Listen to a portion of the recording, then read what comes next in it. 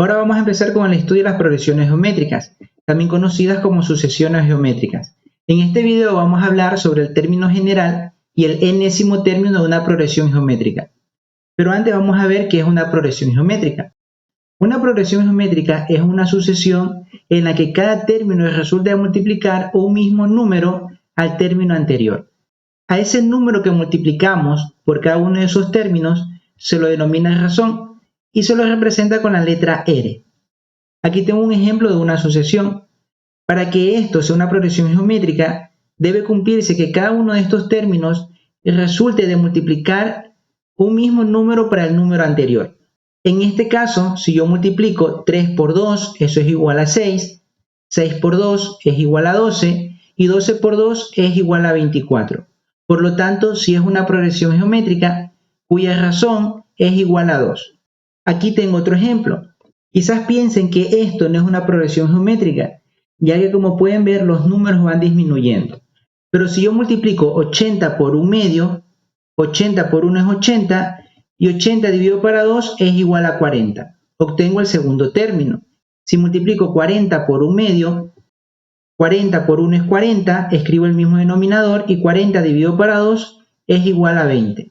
Y si multiplico ahora el 20 por un medio, 20 por 1 es 20 y 20 dividido para 2 es igual a 10. Por lo tanto, si es una progresión geométrica cuya razón es igual a un medio. Como podemos ver, esta es la diferencia entre una progresión aritmética y una progresión geométrica. En la progresión aritmética, cada uno de los términos resultaba de sumar un mismo número al término anterior. Cuando hablamos de una progresión geométrica, lo que sucede es que en vez de sumar, se va a multiplicar. Ahora vamos a hablar de la fórmula que se utiliza para determinar el término general o el enésimo término de una progresión geométrica. La fórmula es esta. Ahora vamos a ver qué significan cada uno de estos elementos.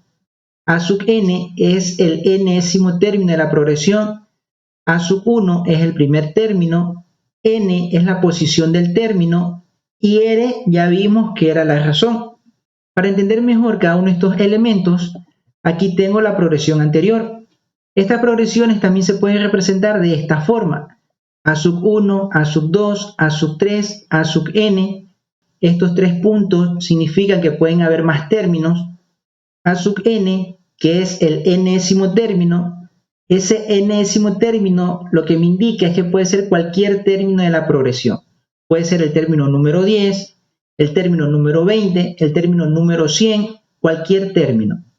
A sub 1 es el primer término, en este caso el primer término de esta progresión es el 3, el segundo término es 6, el tercer término 12 y el cuarto término 24. Siempre que tengamos que utilizar esta fórmula, vamos a usar el primer número de la progresión. Ahora veamos lo que significa n, que es la posición del término de la progresión. En este caso, el 3 ocupa la primera posición, por lo tanto n es igual a 1. El 6 ocupa la segunda posición, el 12 la tercera posición y el 24 la cuarta posición. Y ya indiqué lo que significa la razón. Ahora vamos a ver el primer ejemplo que nos pide determinar el término general de esta progresión. Para eso se utiliza esta fórmula. Siempre que me pidan hallar el término general de una progresión geométrica y yo tenga la progresión, lo que voy a necesitar como datos van a ser el primer término y voy a necesitar la razón. En este caso, en esta progresión, el primer término es igual a 3 y ya vimos que la razón era igual a 2. Pero si yo no supiera cuál era la razón, lo que yo tengo que hacer para obtenerla es dividir a cualquiera de los términos para su antecesor. Por ejemplo, si yo divido 6 para 3, eso es igual a 2. Y la misma razón voy a obtener si divido 12 para 6 o si divido 24 para 12.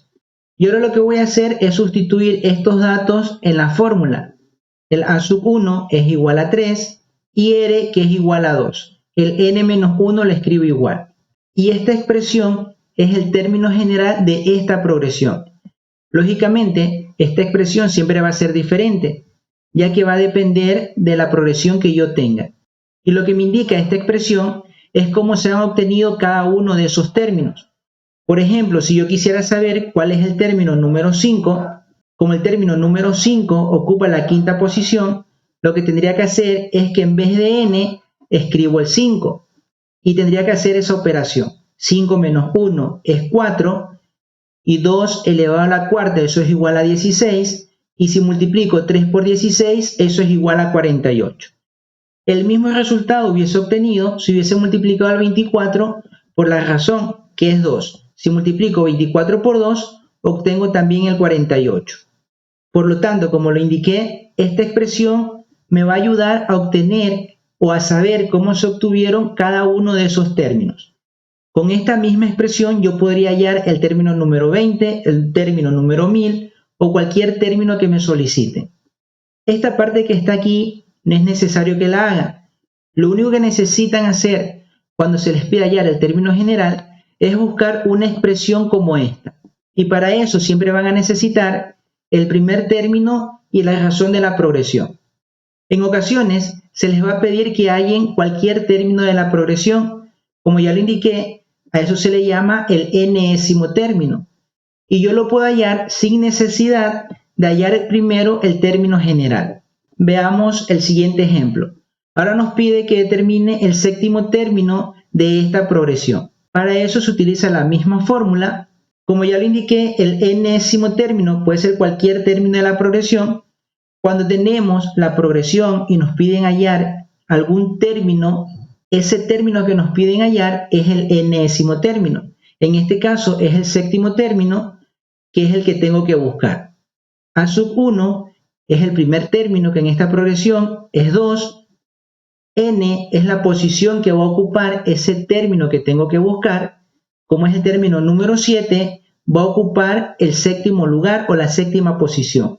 Y R, que ya vimos que es la razón. Y como lo indiqué, para obtenerlo lo que tengo que hacer es dividir a cualquiera de los términos para su antecesor. En este caso voy a dividir 8 para 2.